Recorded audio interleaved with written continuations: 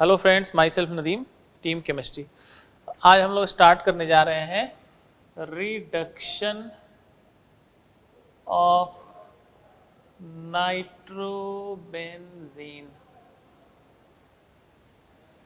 Nitrobenzene का reduction. तो इसमें कुछ याद ही करना पड़ेगा। ये हो गया नाइट्रोबेंजीन।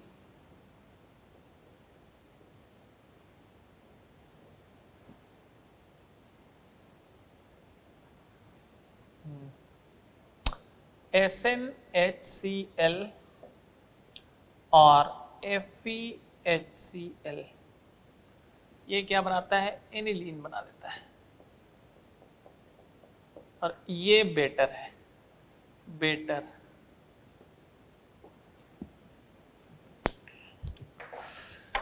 दूसरा NH4Cl जिंक, ये बना देता है hydroxyl Amin NHOH।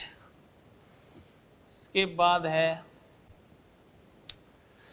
Lithium aluminium hydride in the presence of ether या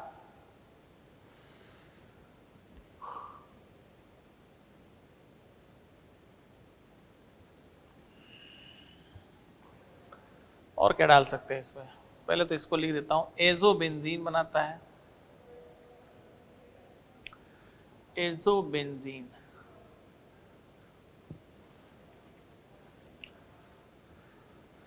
और lithium aluminium hydride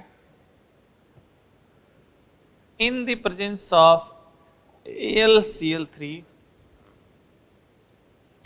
hydra azobenzene बनाता है NH हाइड्रा एजोबेंजीन। इसी के साथ साथ सोडियम Na3ASO4, इसके साथ मिथाइल अल्कोहल डाल दो MEOH, या इसमें ग्लूकोज के साथ मिथाइल अल्कोहल, तो भी ये बनाता है एजॉक्सी बेंजीन बना देता है। एजॉक्सी बेंजीन, एजॉक्सी एजोबेंजीन बना देता है।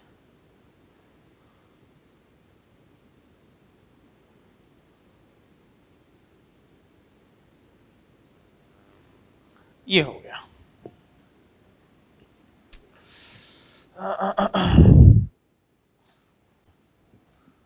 एजॉक्सी बेंजीन, ये ऐसे आएगा। ठीक है।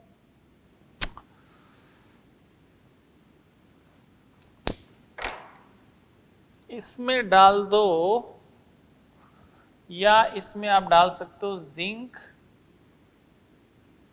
Alcoholic KOH। इसमें और भी डाल सकते हो जिंक एक्वस KOH। तो ये हमारा बन गया क्या? एनिलीन हाइड्रोक्सिल अमीन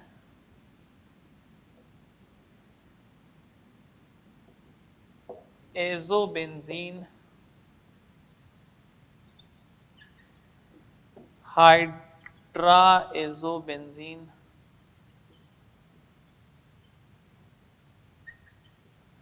एजॉक्सीबेंजीन, एजॉक्सीबेंजीन।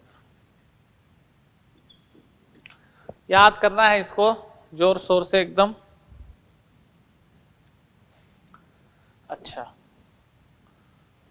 देखो एक और इधर देखो इसका, इसी में यहां पे लिखा है वीकली एसिडिक मीडियम इलेक्ट्रोलाइसिस, तो ये एनिलीन बनाता है। और strongly acidic medium strongly acidic medium electrolysis करा दें अगर, तो ये एनिलीन बना देता है, ऐसे पैरा हाइड्रोक्सी एनिलीन बनाता है। याद करना है सब।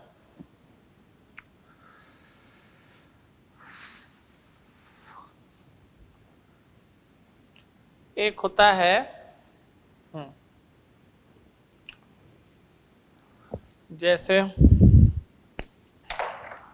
इसका भी देख लो, इसी पर लिख दे रहा हूं, मेटा डाई नाइट्रोबेंजीन है, मेटा डाई नाइट्रोबेंजीन, इस पर NH4HS या NH4 ट्वाइस S, इसका अगर रिडक्शन कराते हैं, इससे रिएक्शन कराते हैं तो सेलेक्टिव रिडक्शन होता है, इसको बोलते हैं सेलेक्टिव रिडक्शन।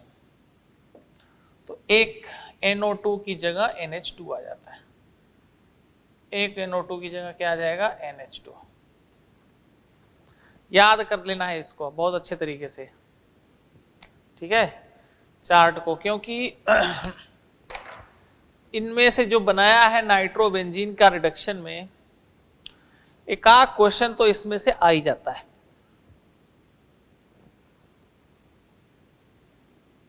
ठीक है, अब थोड़ा समझने वाले पे चलते हैं ना।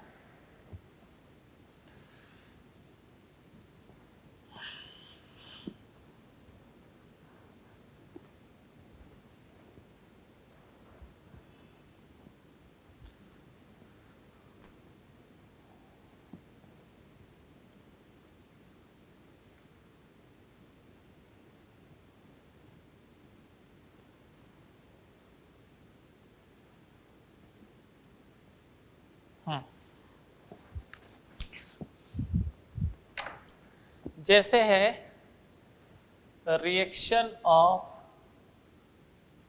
एनिलीन,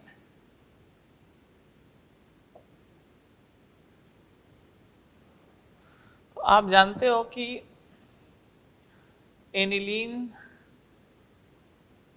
एक ऑर्थो पैरा डायरेक्टिंग ग्रुप है। अगर मैं इस पर वैसे तो NaNO2HCl का रिएक्शन करा दूं less than equal to 5 degree centigrade पर, तो ये बेंजीन डाइजोनियम क्लोराइड दे देगा, N2 पॉजिटिव Cl नेगेटिव। साथ में अगर इस पर Br2CH2 पोलर एप्रोटिक सॉल्वेंट डालें तो ये इलेक्ट्रॉन स्नेही प्रतिस्थापन आर्थो पैरा देगा, NH2Br plus NH2Br, ortho para directing, तो एक आर्थो एक पैरा प्रोडक्ट दे देता है। फिर उसके बाद इस पर अगर आपने Br2 वाटर डाल दिया तो ये आपको पहले भी बताया गया है वही बेंजीन के साथ कि ये ट्राई सब्स्टिट्यूटेड प्रोडक्ट दे देता है। ठीक है, अगर हम इस पर कंसंट्रेटेड HNO3 डाल दें या डायलूट ही चलो डाल लो, डायलूट HNO3, तो ये बड़ी दिक्कत हो जाती है इसमें। ये क्या करता है, NH2NO2 प्लस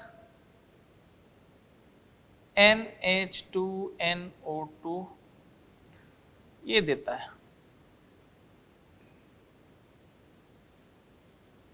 ये तो मेजर है, ये माइनर है, और ये वेरी माइनर है।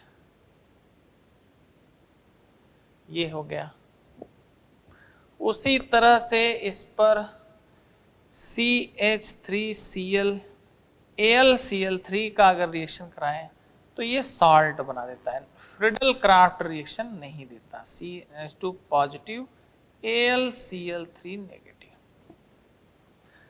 इसी तरह से इस पर कंसंट्रेटेड H2SO4 डाल दिया तो एसिड बेस रिएक्शन वही बात है, क्या बना देगा, NH2 positive HSO4 negative, NH3 positive, sorry NH3 positive, यहाँ ये सही है, ठीक है, ये बनाता है। अब अगर इसको हीट किया तो रीअरेंज होकर ये एनिलीन पैरा,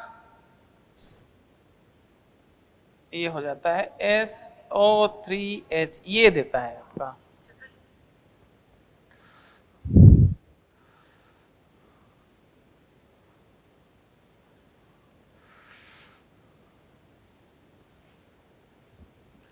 हीट करने पर ये देता है। तो इसमें देखो एक ये दिक्कत ये है,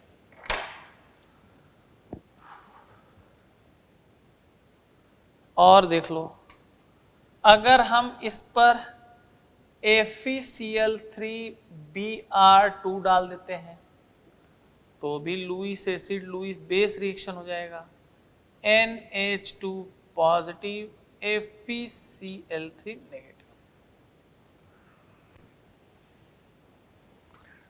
तो इसीलिए क्या किया जाता है ना कि अगर एनिलीन का नाइट्रेशन कराना है, ब्रोमिनेशन कराना है, ऑर्थो पैरा प्रोडक्ट आपको चाहिए, तो पहले इसको प्रोटेक्ट किया जाता है ताकि एसिड बेस रिएक्शन न हो पाए पहले। इसका तो मैं रीजन बता देता हूं यहां पे कि ये ऑर्थो पैरा डायरेक्टिंग होते हुए भी ऑर्थो पैरा में मेजर माइनर होना चाहिए था, ये तो ठीक है, चलो मेजर। ऑर्थो प्रोडक्ट से ज्यादा किसका बन रहा है, मेटा का, जब आपने डायरेक्ट नाइट्रेशन कराया। तो ऐसा क्यों हुआ, क्योंकि एनिलीन ने क्या किया कि एनिलीन ने, आपने इसमें मान लो डायलूट HNO3 डाल दिया, डायल्यूट HNO3 डाल दिया, तो ये एसिड बेस रिएक्शन फट से हो जाएगा, ये देगा H पॉजिटिव, तो एसिड बेस रिएक्शन हो जाता है, तो ये क्या बन जाएगा, anilinium ion, anilinium ion, ion. Anilinium ion का क्या होता है, माइनस आई इफेक्ट ओनली, ये रेजोनेंस में नहीं जाएगा क्योंकि नाइट्रोजन के 5 बॉन्ड होना शुरू हो जाएंगे, तो माइनस आई इसका यहां भी लगेगा, यहां भी लगेगा, यहां भी लगेगा। अब जहां इलेक्ट्रॉन का घनत्व तो ज्यादा रहेगा, इलेक्ट्रोफाइल वहीं पर मुख्यतः अटैक करेगा, तो पैरा पर आई का इफेक्ट कम होगा, इसलिए ये मेजर है। थोड़ा कम घनत्व तो यहां पे है, तो इसलिए माइनर है, और माइनस आई यहां पर ज्यादा लग रहा है, तो इस आर्थो पोजीशन पर उसके इलेक्ट्रॉन का घनत्व तो सबसे कम है, इसलिए ये वेरी माइनर आ गया। फिडल क्राफ्ट रिएक्शन नहीं दे रहा है, देखो acid base reaction, direct sulphonation नहीं दे रहा है क्योंकि इसके पास बेस है acid, acid base reaction. Bromine FeCl3 डाल दिया, Lewis acid, acid base reaction. तो इसीलिए एनिलीन से अगर कुछ बनाना है, इलेक्ट्रॉन इसने ही प्रतिस्थापन अभिक्रिया करानी है, इसका ध्यान रखना, ये व्हाइट क्रिस्टलाइन कंपाउंड होता है, व्हाइट क्रिस्टलाइन। तो इसको अपन लोग ब्रोमीन वाटर टेस्ट भी बोलते हैं, क्योंकि ब्रोमीन का ब्राउन कलर क्या हो जाता है, डिसअपीयर हो जाता है। तो फिनॉल जैसे ब्रोमीन वाटर के साथ पिक्रिक एसिड देता है, पिक्रिक एसिड कह रहा हूं, ट्राइब्रोमो सब्स्टिट्यूटेड प्रोडक्ट देता है, वैसे ये भी देता है, और दोनों का व्हाइट क्रिस्टलाइन, तो हम कह सकते हैं फिनॉल और एनिलीन भी ब्रोमीन वाटर टेस्ट देते हैं। अच्छा खैर, तो अब मैं इसको देखो प्रोटेक्ट, इसे मान लो कह दिया ना कि एक हमने ब्रोमीन ऐसे बनाया या ऐसे बनाया, दूसरा पॉइंट करके बताता हूं आपको। तो स्कॉटन बाउमन रिएक्शन एक होता है ना, या एसाइलेशन, एसाइलेशन,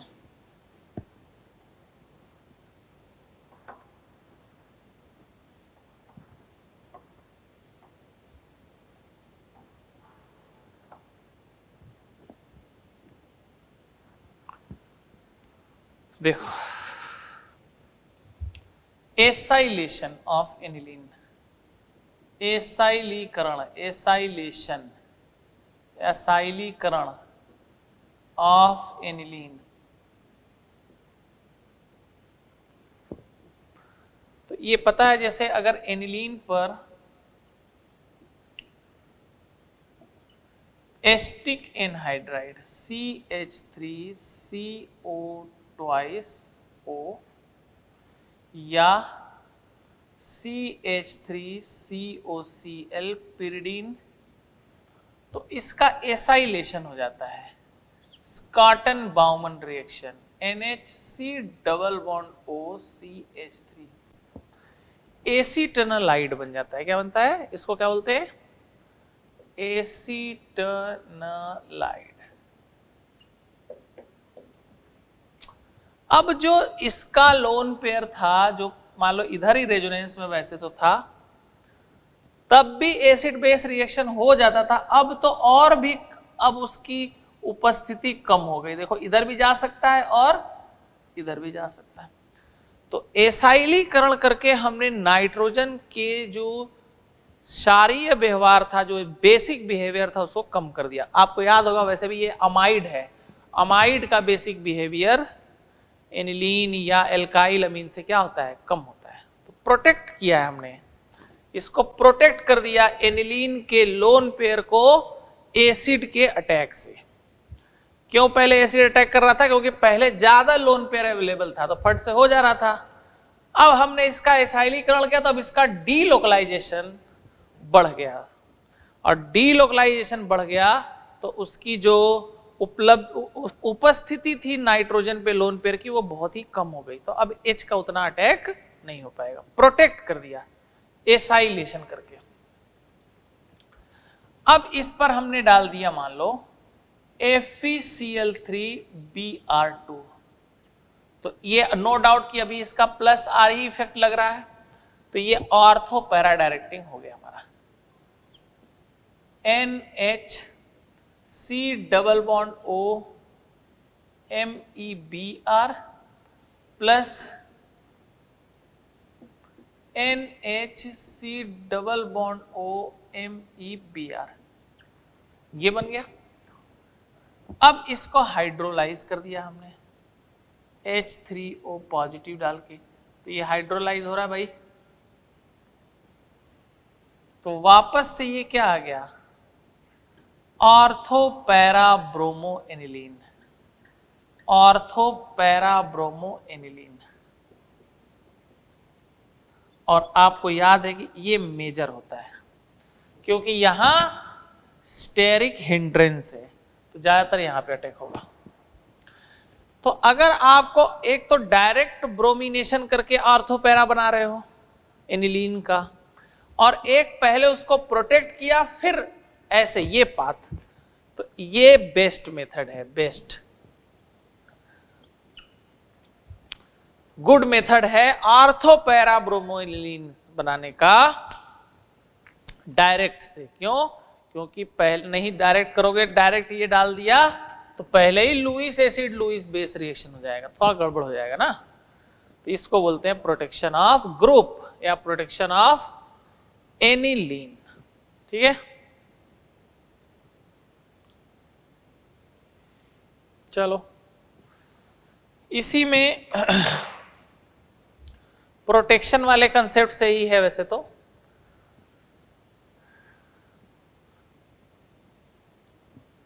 बहुत सारे टेस्ट तो वैसे हमने बता भी दिए हैं, कुछ टेस्ट हैं अब मैं इसी के साथ साथ बता देता हूं।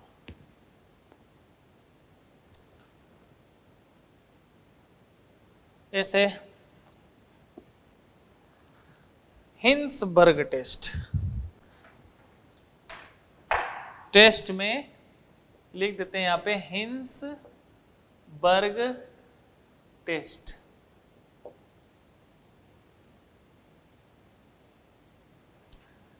हिंसबर्ग रीएजेंट, ये क्या होता है? PHSO2Cl, बेंजीन सल्फोनिल क्लोराइड, इसका नाम क्या है? Benzene sulphonyl chloride.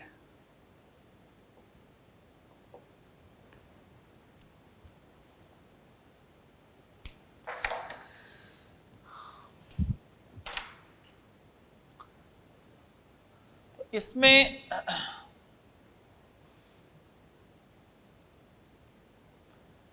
देखो 1 डिग्री अमीन ले लेते हैं कोई, जैसे चलो RnH2 बेंजीन सल्फोनिल क्लोराइड है, बेंजीन सल्फोनिल क्लोराइड।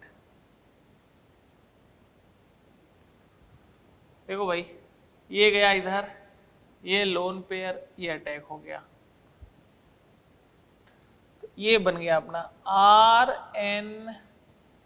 अब इसको यहीं पे बना देते हैं, ये इधर चला गया, NHS double bond O Cl O negative, ये कुछ इस टाइप का आएगा। अब आपको पता है तो वापस भी आता है, वापस आएगा तो ये गुड लिविंग ग्रुप निकल जाएगा। तो ये बना दिया हमारा RnHS डबल बॉन्ड O, ये बन गया। ये प्रोडक्ट है बेंजीन सल्फोनिल क्लोराइड से 1 डिग्री अमीन के रिएक्शन का, 1 डिग्री अमीन।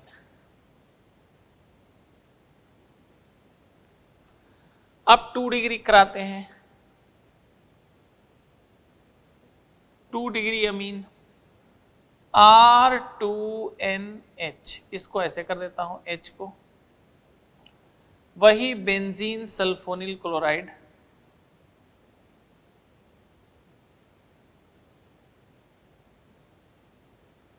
ये गया इधर, ये लोन पेयर से अटैक हुआ, ये इधर चला गया, तो फिर बना R bond N R S Cl double bond O negative, ये वापस आया, ये फिर निकल गया, ये बन गया RnR,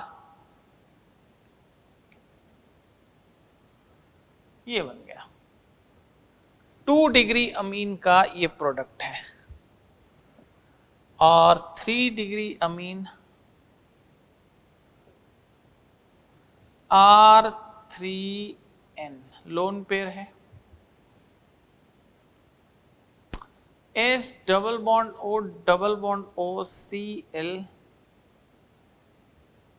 फिर ये इधर गया, ये अटैक मारेगा, तो R3N positive SO negative Cl double bond O, ये आ गया। वैसे देखा जाए तो ये कुछ इस टाइप का बन रहा है, NR positive S double bond O, ये लो भाई, सॉल्ट टाइप का कुछ बन गया। वैसे तो रिएक्शन तो या तो सॉल्ट और नो रिएक्शन, नो रिएक्शन।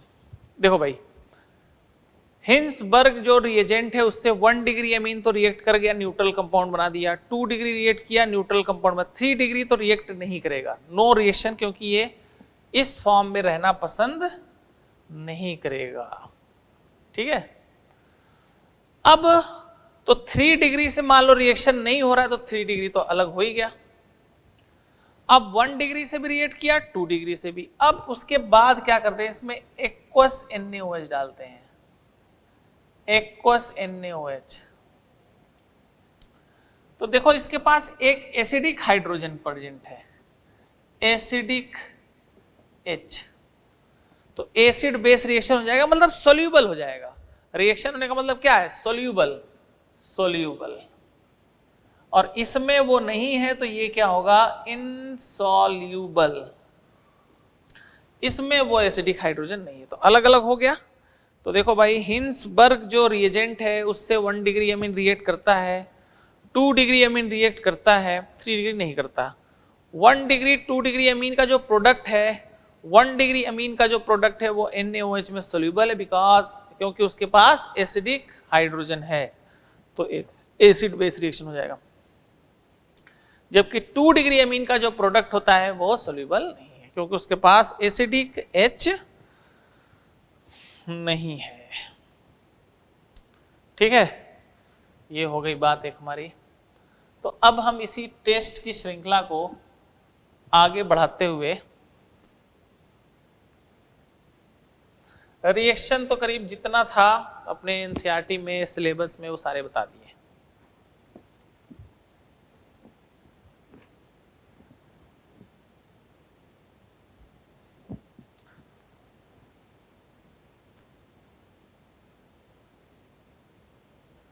तो बाकी टेस्ट तो आपने पढ़ा है अल्कोहल फिनॉल ईथर तक। इसमें जैसे कार्बोनिल का टेस्ट हमने लिखा तो नहीं था, अब लिख देते हैं।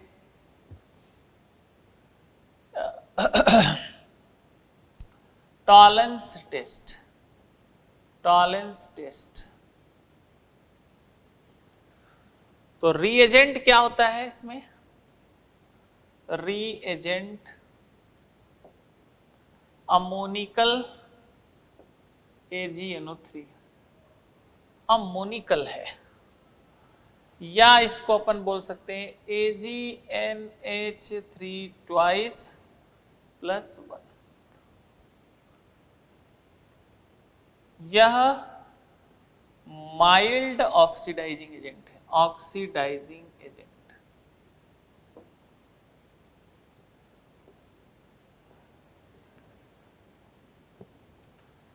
ये बात हो गई पहला पॉइंट। दूसरा पॉइंट है, यह टेस्ट देता है या देते हैं, कौन कौन से देते हैं? All aldehyde, all aldehyde, aromatic हो चाहे एलिफेटिक हो, comma alpha, alpha hydroxy ketone, ketone जैसे फ्रक्टोज,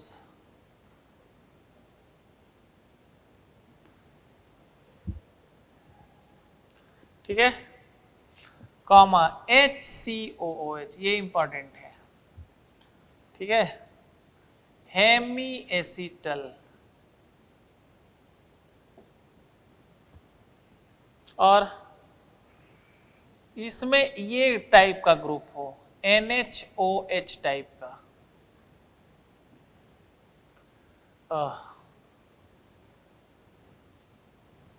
ठीक।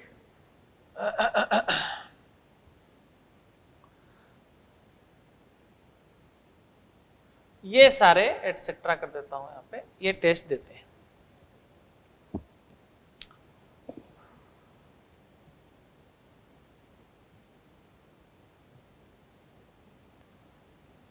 अब जैसे हो क्या रहा है, RCHO, इस पर हमने रिएक्शन करा दिया AgNH3 ट्वाइस प्लस 1।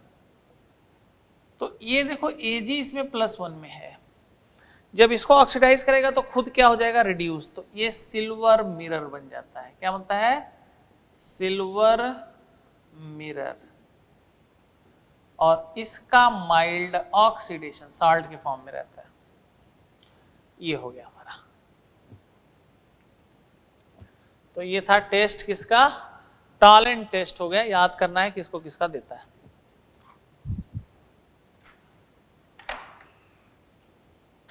उसके बाद Fehling solution test.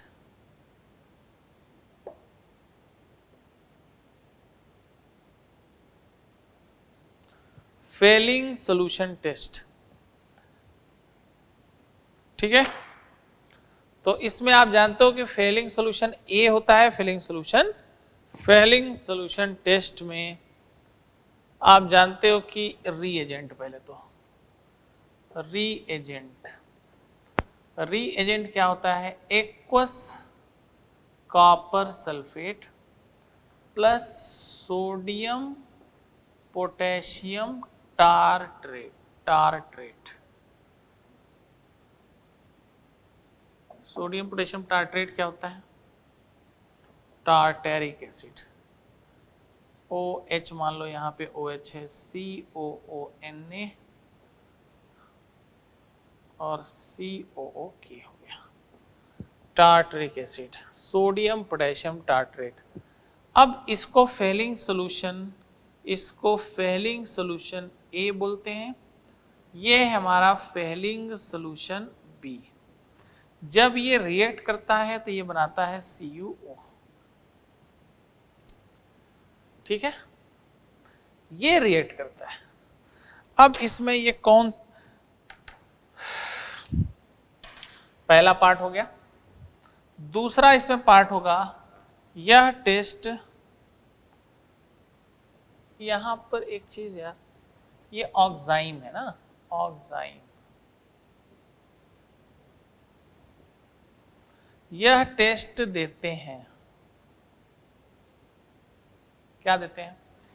Aliphatic aldehyde. Aliphatic aldehyde, बाकी सब सेम रहेगा, वही अल्फा हाइड्रोक्सी कीटोन, कीटोन नहीं देता, अल्फा हाइड्रोक्सी कीटोन देता है, HCOOH, hemiacetal oxime etcetera. अब इसमें क्या होता है, जैसे मान लो एल्डिहाइड ले लिया, RCHO CuO कर दिया, तो ये भी mild oxidising agent RCOO negative plus Cu2O, इसका मिलता है हमें रेड PPT, रेड प्रेसिपिटेट मिलता है। तो ये था टॉलेंट टेस्ट और फेलिंग टेस्ट। उसी तरह से है, ध्यान रखना यहां तो सभी एल्डिहाइड, मतलब एलिफेटिक भी एरोमेटिक भी, लेकिन यहां सिर्फ एलिफेटिक एल्डिहाइड लिखा हुआ है। दूसरी बात यह है कि कीटोन नहीं देता, कीटोन दोनों रिएक्शन नहीं दे रहा है, ठीक है।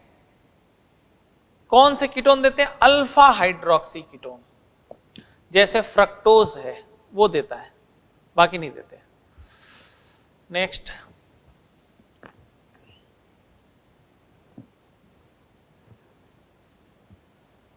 Benedict solution.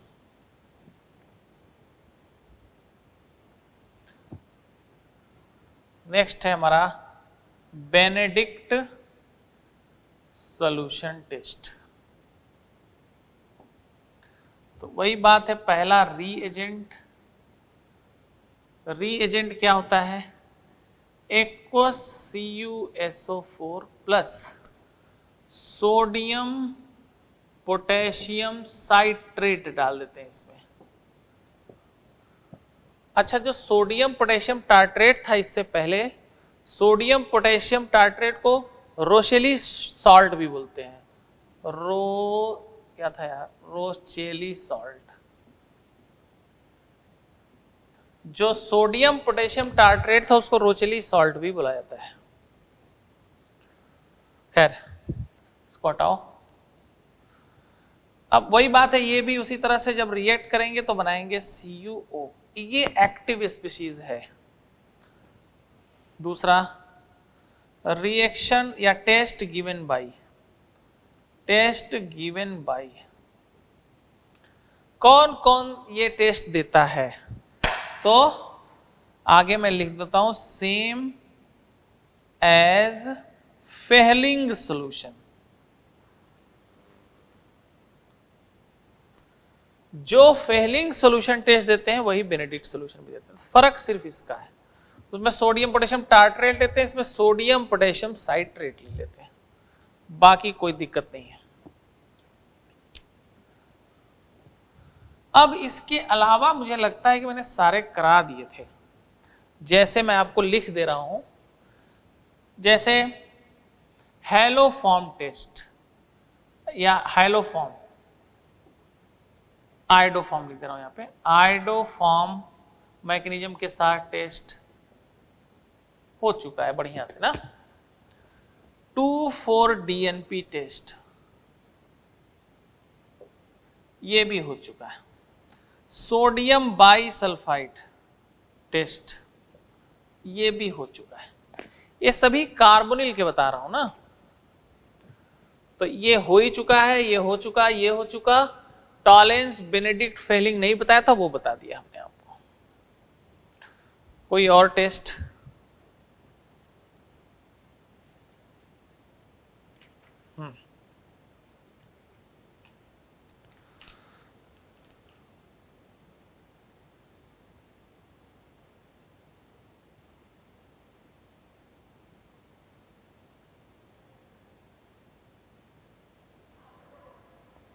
रोजेलिन Schiff reagent test, भाई एक और आ गया। नेक्स्ट है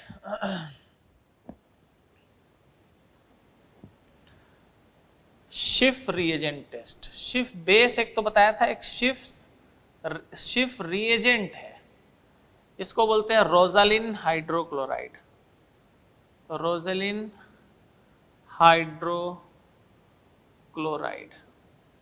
अब देखो, जो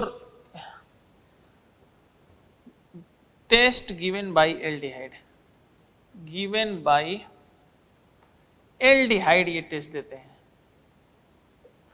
कैसे देते हैं? देखो, जो रोजालिन है ना, शिफ्ट रिएजेंट है, शिफ्ट रिएजेंट है, शिफ्ट रिएजेंट,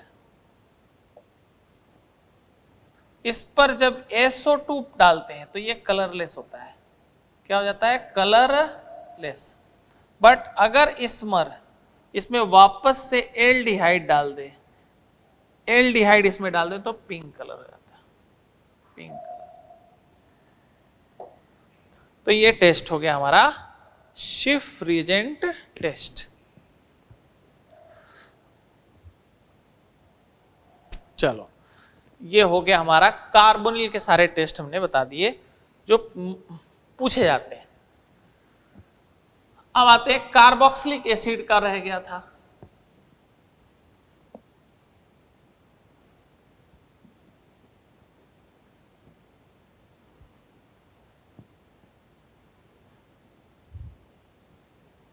तो देखो,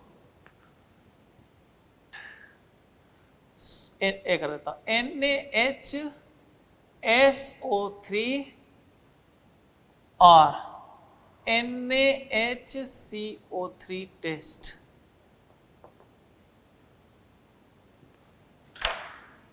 ये निकालता है SO2, ये निकालता है CO2 इफरविसेंस। अब ये होता किसके साथ है? Test given by, this test given by, ये देता है, देखो SO3H, ये भी देता है, पिक्रिक एसिड भी दे देते हैं, पिक्रिक एसिड भी देता है, स्क्वेरिक एसिड भी देता है, स्क्वेरिक एसिड भी दे देता है, सारे RCOOH देते हैं, बेंजोइक एसिड भी देता है। ठीक है, ये तो देते ही देते हैं। अब देखो, ortho and paranitrophenol, OH, paranitrophenol, orthonitrophenol देने को सभी। होता क्या है, अगर हम इसमें जैसे हमने सोडियम बाइकार्बोनेट डाल दिया, इसमें हमने डाल दिया NaHCO3, मान लो ये 12 है या 14 है, ये कार्बन क्या है 14, तो CO2 गैस निकलती है और वो 14 की होती है, इफरविसेंस।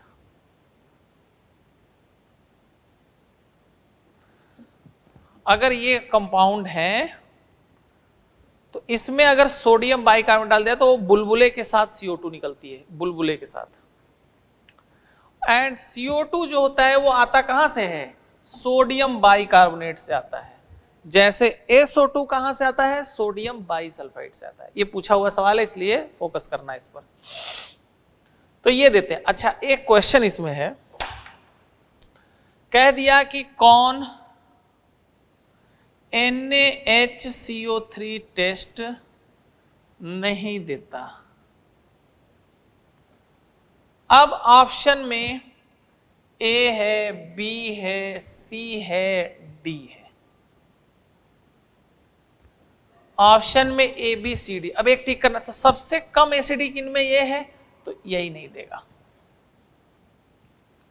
वैसे तो देता है, ऐसी बात नहीं है, ऑप्शन बेस्ड भी कभी कभी बनाता, बहुत ज्यादा तो एसिडिक नहीं होता। कहने का मतलब अगर ये नहीं देता है तो फिनॉल तो वैसे भी नहीं देगा ना, कार्बोनिक एसिड HCN ना, अमोनिया के कंपाउंड, ये सब सोडियम बाइकार्बोनेट टेस्ट नहीं देंगे। तो याद रहे भाई ना, सोडियम बाइकार्बोनेट ये ऑप्शन बेस्ड है, ऑर्थोनाइट्रोफिनॉल देता भी है, नहीं भी देता है। तो ऑप्शन अब A B C D है, तो इनमें सबसे कम अम्लीय कौन सा है, ये वाला है, तो बस वही नहीं देता, ऐसे टिक कर देना।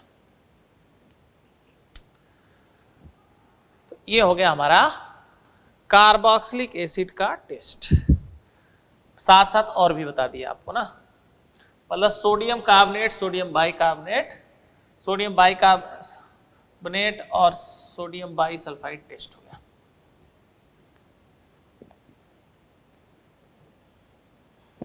अब आगे चलते हैं, देखो और क्या क्या हो गया अपना। कार्बिल अमीन टेस्ट हो चुका है, कार्बिल अमीन रिएक्शन में बताया था, प्राइमरी अमीन देते हैं, ये हो चुका है, ठीक है। हिंसबर्ग टेस्ट हो चुका, हिंसबर्ग टेस्ट ये भी हो चुका है। लीबरमैन नाइट्रोसो, लीबरमैन नाइट्रोसो याद है, 2 डिग्री अमीन। फिनॉल भी देता है, वैसे ये फिनॉल भी देता है, ये टेस्ट हो चुका है, रिएक्शन बता दिया था आपको। और इसमें कौन सा टेस्ट आएगा देख लेते हैं।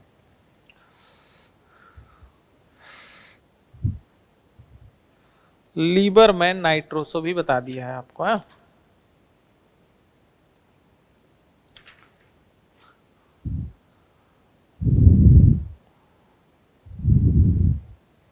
तो यही है, बाकी तो नहीं है, ये सब हो ही गया। नाइट्रोजन अमीन का टेस्ट बता ही दिया है आपको, ठीक है। तो ये सारे टेस्ट हमारे क्या हो गए, हो गए। अब मैं साथ साथ के ना कुछ ये कार्बोहाइड्रेट के भी टेस्ट पूछे जाते हैं, निनहाइड्रिन टेस्ट, ज़ैंथोप्रोटीन, ये सब, तो वो मैं लिख दे रहा हूं इकट्ठा करके, ओके, ताकि अपने ये टेस्ट वाला काम इकट्ठा हो जाए। तो ये कुछ टेस्ट और भी हैं, जैसे biuret test, ninhydrin, xanthoproteic, Molisch, Millon, Barfoed, ये सब तो पूछा गया। एक नया टेस्ट पूछ दिया गया था, तो उसके बारे में ज्यादा नॉलेज, जिसके बारे में जैसे सवाल पूछा वैसे बताया गया। ज्यादातर तो आता नहीं है, बट फिर भी आ गया। तो जैसे लिखा बायूरेट टेस्ट पेप्टाइड लिंकेज या प्रोटीन, अमीनो एसिड का नहीं देता, इसका मतलब निनहाइड्रिन टेस्ट प्रोटीन का देता है, साथ साथ और किसका देता है, अमीनो एसिड का। ज़ैंथोप्रोटिक टेस्ट बहुत बार पूछा गया है, प्रोटीन, ये सब थोड़ा जो जैसे protein in the presence of KCl3, और ऑरेंज कलर देता है अल्कलाइन सॉल्यूशन में। तो जो थोड़े सा ऑकवर्ड टाइप के टेस्ट है ना, अजीब अजीब से, वो क्या है कि वो वैसे ही दोबारा भी पूछे जाते हैं कि यह प्रोटीन का टेस्ट देता है किसमें, कंसंट्रेटेड HNO3 की उपस्थिति में। मॉलिश टेस्ट का ये रिएजेंट है, ये रिएजेंट है, ये रिएजेंट है, ये क्या है, रिएजेंट, ये भी रिएजेंट है, ये भी रिएजेंट है। मॉलिश टेस्ट का रिएजेंट क्या है, 2-नेप्थॉल, किसमें, कंसंट्रेटेड H2SO4 में। यह टेस्ट कौन देता है, कार्बोहाइड्रेट का टेस्ट है। उसी तरह माइलन टेस्ट का रिएजेंट क्या है, mercuric nitrate plus concentrated HNO3। ये किसका टेस्ट है, प्रोटीन का टेस्ट है। अभी नया नया एक टेस्ट ये पूछ दिया, बारफोइट टेस्ट। तो देखो इसका रिएजेंट कॉपर एसीटेट और एसिटिक एसिड। यह मुख्यतः किसका देता है, मोनोसैकराइड का देता है, ठीक है। लेकिन डाइसैकराइड का देता है, थोड़ा स्लो देता है, 10 मिनट लिख दिया हमने, और या हीट करने पर देता है, 10 मिनट बाद पता लगेगा, या हीट पर। और क्या आता है कि यदि मोनोसैकराइड है जैसे, तो उसमें आपने ये डाल दिया तो आपको इमीडिएट तुरंत Cu2O का क्या मिलता है, लाल अवक्षेप मिलता है। और 10 मिनट बाद या हीट करने पर यह अवक्षेप मिला, इसका मतलब वह क्या था, एक डाइसैकराइड था। तो जो मेन अपने जो ऑर्गेनिक में पूछे जाते हैं, एनसीईआरटी में हैं, वो तो सारा समझा भी दिया हमने, इक्का दुक्का छोड़ के। ये थोड़ा याद कर लेना इसको, क्योंकि ये तो पूछ दिया गया है, कभी ना कभी ये भी पूछा ही गया, टेस्ट वेस्ट में भी आ जाता है, तो एक जगह इसलिए इसको लिख दिया गया है, ठीक है। बाकी तो तैयारी करो। अब हम लोग बल्कि नेक्स्ट टर्न से स्टार्ट करेंगे, नेक्स्ट क्लास से कार्बोहाइड्रेट। तो कार्बोहाइड्रेट और क्या है हमारा, पॉलीमर केमिस्ट्री एवरीडे लाइफ, ठीक है। और एक इन्वायरमेंटल है, इन्वायरमेंटल एक बार पढ़ लेना एनसीईआरटी से, उसमें क्या ऐसे बताने वाला है, तो पढ़िए एनसीईआरटी से। और कार्बोहाइड्रेट, प्रोटीन, कार्बोहाइड्रेट, पॉलीमर और मतलब बायोमॉलिक्यूल, पॉलीमर और केमिस्ट्री एवरीडे लाइफ, इन्वायरमेंटल, ये पढ़ना एनसीईआरटी से ही है, याद तो करना ही पड़ेगा। बायो के स्टूडेंट हो, वैसे भी बहुत सारी चीजें आपको याद रहती हैं, जितना समझाने वाला होगा वो मैं समझाऊंगा आपको, ठीक है। तो फिर मिलते हैं नेक्स्ट क्लास में कार्बोहाइड्रेट के साथ। Thank you very much.